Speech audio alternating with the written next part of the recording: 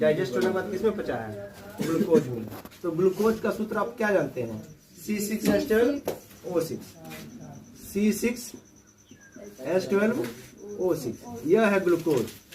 Glucose जब यह blood के रास्ते कहाँ जाता है? सेल में, और सेल के कहाँ?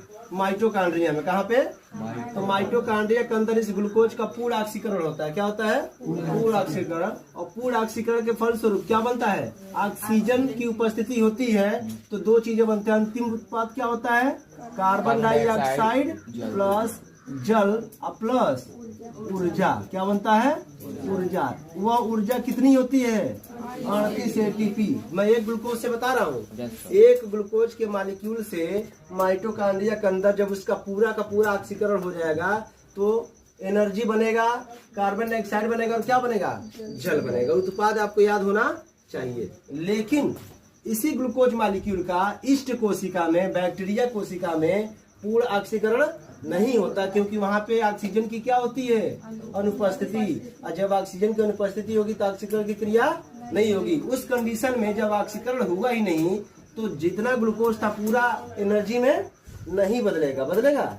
नहीं बदलेगा। तो यहाँ का उत्पाद बदल जाता है। क्या होता है? एथिल, बोलिए, एथिल एल्कोहल। एथिल एल्कोहल और लैक्टिक अम्ल इसमें बनेगा?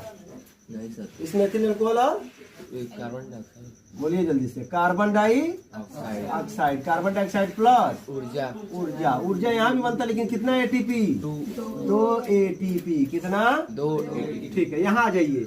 हमारी मांसपेशियों में उनके ऊतकों में ऑक्सीजन का जब अभाव होता है तो उस समय ये ग्लूकोज वहां पे क्या होता है? अनाक्सी शोषण इसका होता है। और उस समय जो हमारे मांसपेशियों में पदार्थ बनता है, अंतिम उत्पाद, वो एथिल अल्कोहल नहीं बनता है। क्या बनता है उसके जगह पे? लैक्टिक अम्ल। लैक्टिक अम्ल। और एक चीज और बनता है, कौन? ऊर्जा। तो कंपैरिजन क्या करना है? कंपैरिजन क्या करना है? ध्यान दीजिए।